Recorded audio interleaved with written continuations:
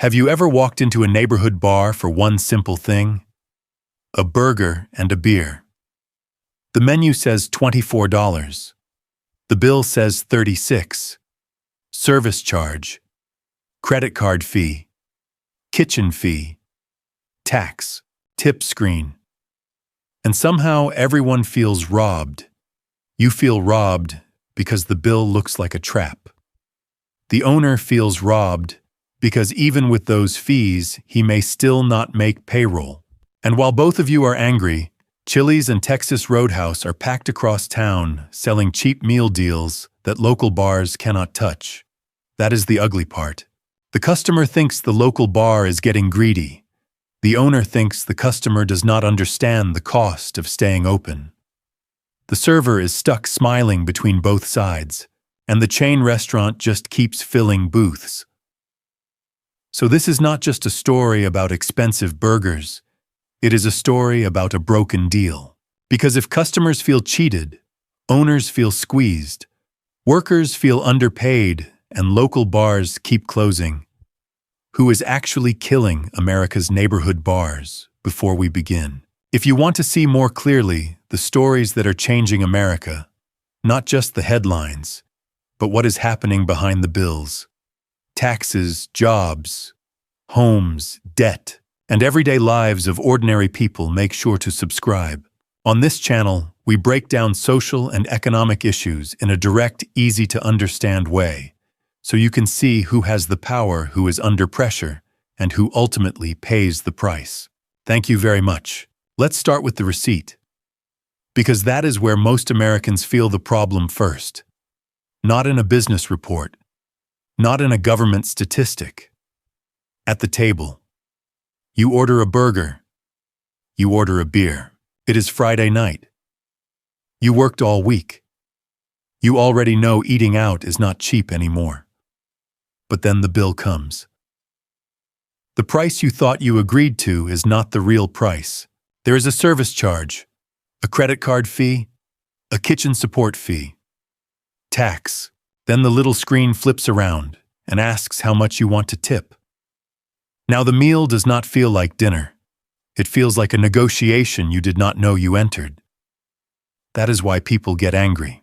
Not because restaurants need money, people understand that. They get angry because the real price shows up after the food is already gone, after the beer is finished, after the server is standing there, after saying no feels awkward. That is the part that makes people feel trapped. And once a customer feels trapped, they do not think this restaurant is struggling. They think I am never coming back. But here is where the story gets uncomfortable. The owner may not be winning either. The person you are mad at may also be losing. Behind that bar, there is another receipt. Food costs, payroll, rent, insurance, credit card processing, repairs, a broken ice machine, a landlord who still wants the check, a cook who needs a raise, a dishwasher who quit on Saturday morning. Customers see the burger. The owner sees the margin. Customers see the service charge. The owner sees Monday payroll. And that is the fight nobody enjoys talking about. A lot of small restaurant owners are not adding fees because they discovered a genius way to get rich. They are adding them because the old math does not work anymore. This is not just a feeling. According to the National Restaurant Association, restaurant input costs have jumped around 30% since before the pandemic. In its 2026 industry report, food and labor costs were up at least 35%. So when a local owner says the old math is broken, that is not an excuse. That is the math. And the margin is not big. The same report showed median profit margins of only about 2.8% for full-service restaurants in 2024. That means one bad week, one broken machine, or one slow month can wipe out the profit people imagine is there. Before the pandemic, a small bar could survive on a familiar formula.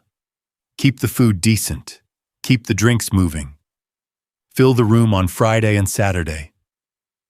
Hope the busy nights carry the slow ones, but now the costs are higher. The customers are more price sensitive. The workers need more money. And the rent did not get sentimental. So the owner faces two bad choices. Raise the menu price honestly, and the customer says, $30 for a burger and beer. No thanks. Keep the menu price looking normal, then add fees later, and the customer says, this place is shady. Either way, somebody gets mad. That is why a packed restaurant can still be in trouble. The room can look alive. The music can be loud. The bar can be full. The server can be running plates all night. And the owner can still go home wondering if the numbers will clear. From the sidewalk, it looks busy. Behind the register, it may be bleeding. In fact, the 2026 State of the Restaurant Industry report said 42% of operators reported their restaurants were not profitable in 2025. So yes, a place can be full on Friday night and still be financially sick. And the damage is already showing up on the map. According to Technomic data cited by Nation's Restaurant News, independent restaurants in the U.S. declined by 2.3% in 2025, a net loss of more than 9,500 locations. So this is not just one owner complaining about one bad month. It is thousands of local places quietly vanishing from American neighborhoods. Now compare that to the chain across town. Chili's does not need to explain the economics of a burger. It just says, here is the deal. Texas Roadhouse does not need to beg you to understand food costs. It fills the parking lot. Applebee's runs another promotion. And suddenly the same family that says we should support local businesses is sitting in a chain restaurant booth because they know exactly what they are getting. And this is not just a feeling from the parking lot. Chili's U.S. system-wide sales jumped more than 20% in 2025, reaching about $5.5 billion. It passed Olive Garden to become the second largest casual dining chain in the country, behind Texas Roadhouse. That is the brutal advantage of chains. They are predictable. The price feels safer. The portions feel familiar. The kids will eat something. The bathroom will probably be clean. And nobody is going to surprise you with a strange fee at the bottom of the receipt. When money is tight, predictable starts to feel like luxury. That is what local bars are fighting against. Not just cheaper food, less risk. A local bar may have more character, but the chain has certainty. And in this economy, certainty wins. That does not mean customers are bad people. It means customers are tired. A working family looks at groceries, gas, rent, insurance, and credit card debt, then asks one simple question before dinner. Where can we go without feeling stupid for spending the money? That question is killing a lot of local places.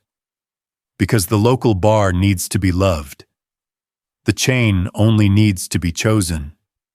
That is a painful difference. But price is only one part of the problem. There is another quiet change happening inside the bar. People are still going out. They are just not drinking the way bars were built for. Picture this.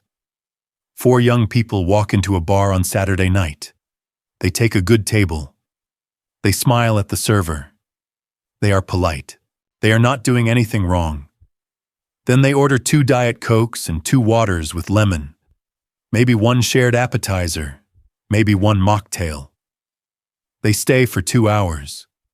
The lights are still on. The music is still playing. The air conditioning is still running. The server is still working.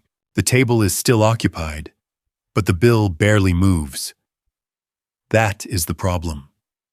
Bars were not built around water with lemon. They were built around beer, margaritas, wine, whiskey. The second round, the third round. That little question before the check. You guys want another one? That is where the money used to be. Food fills the room. Alcohol keeps the lights on. A plate of wings has food cost, labor, oil, sauce, cleanup, and time baked into every bite. But a drink can carry the margin that pays for the whole room. And right when local bars need that margin, most younger Americans are drinking less. This is not just a TikTok trend. Gallup found that only 54% of American adults now say they drink alcohol, and a record 53% believe even moderate drinking is bad for your health. 10 years earlier, that number was only 28%. That is not a small lifestyle change. That is a cultural turn. Among younger adults, the shift is even sharper. Gallup found that about 2/3 of adults between 18 and 34 now see moderate drinking as risky to their health. So the bar is not just fighting inflation. It is fighting a new idea of what a night out should look like. Some are health conscious. Some are sober curious. Some do not want to spend the money. Some do not want the hangover. Some do not want to become somebody else's embarrassing video the next morning. Honestly, drinking less may be one of the smartest things young people are doing. But it still breaks the old business model. That is what makes this so uncomfortable. The customer is not wrong for saying, "Why should I drink alcohol just to hang out with my friends?" That is a fair question. But the owner is also asking, how do I keep a bar open if people use the space but stop buying the thing the bar was built to sell? That is where the fight becomes personal. Because nobody is the villain, but the math still has to work. And when the math does not work, bars start doing things customers hate. Minimum spend, 90-minute table limits, $15 mocktails, reservation rules, notes on the menu, and the customer reaction is immediate. Now I have to spend a certain amount just to sit here, I get it. Nobody wants to feel like there is a meter on their chair.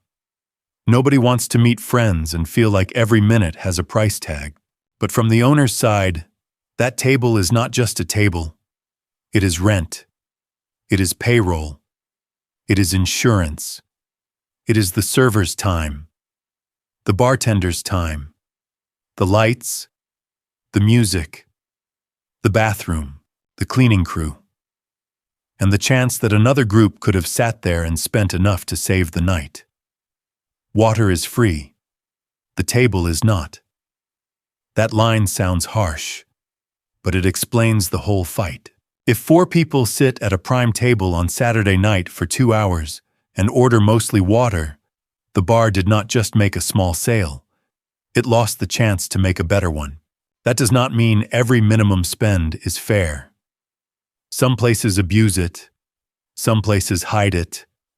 Some places spring it on customers after they sit down, and that deserves every angry review it gets.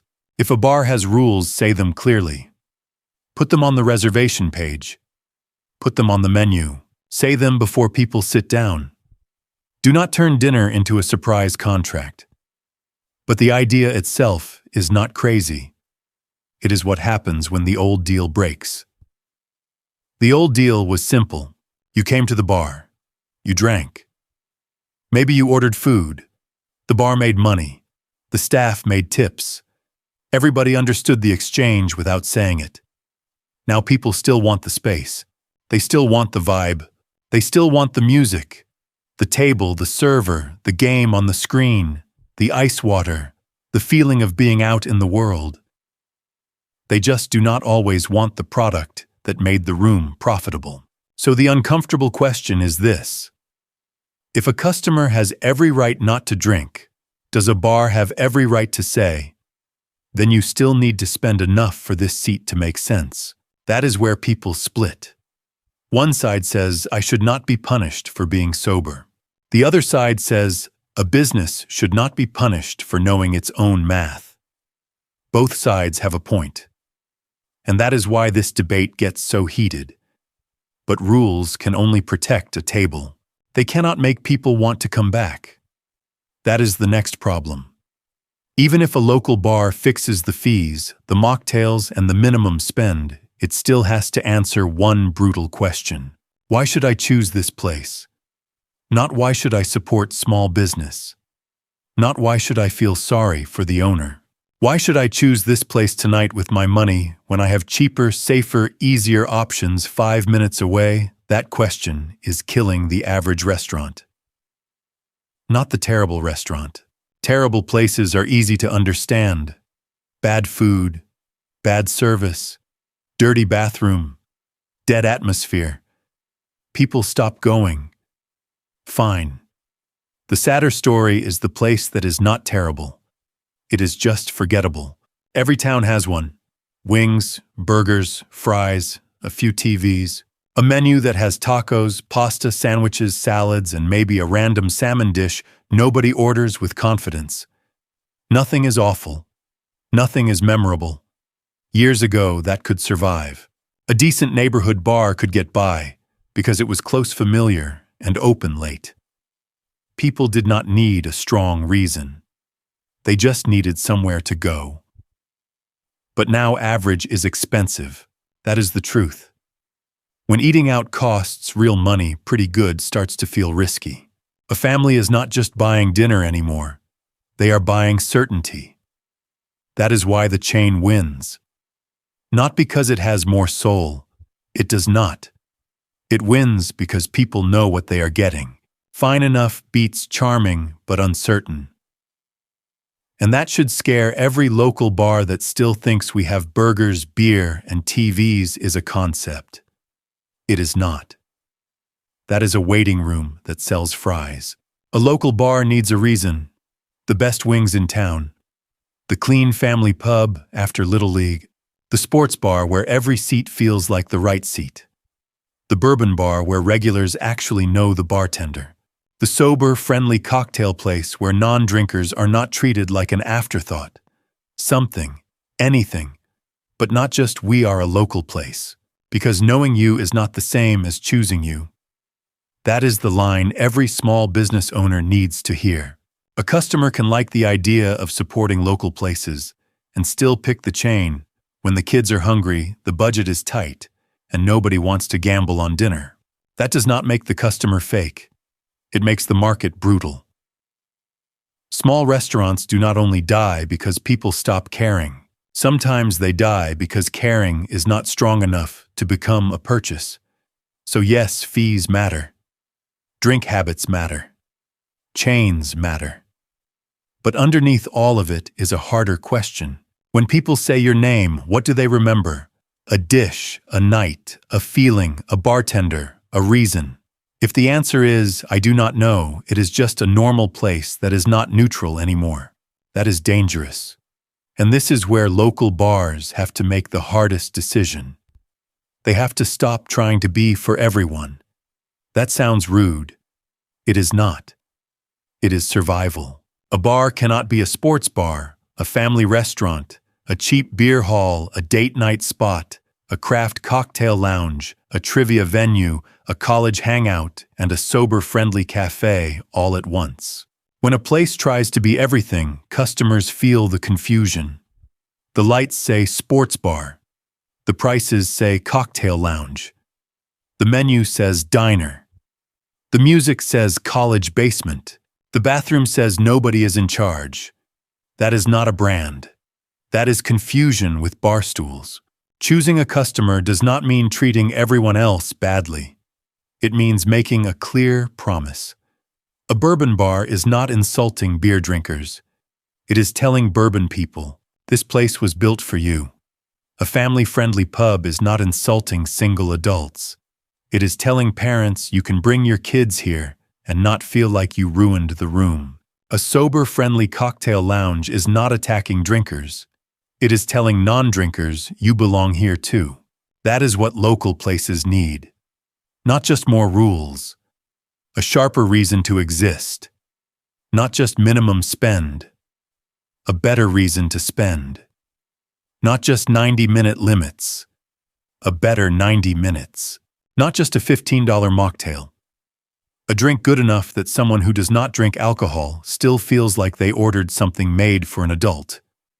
Bad filtering says, you are not welcome. Good filtering says, this is what we are. Decide if it is for you. That is how small places survive against chains. They will never have more scale, so they need more identity.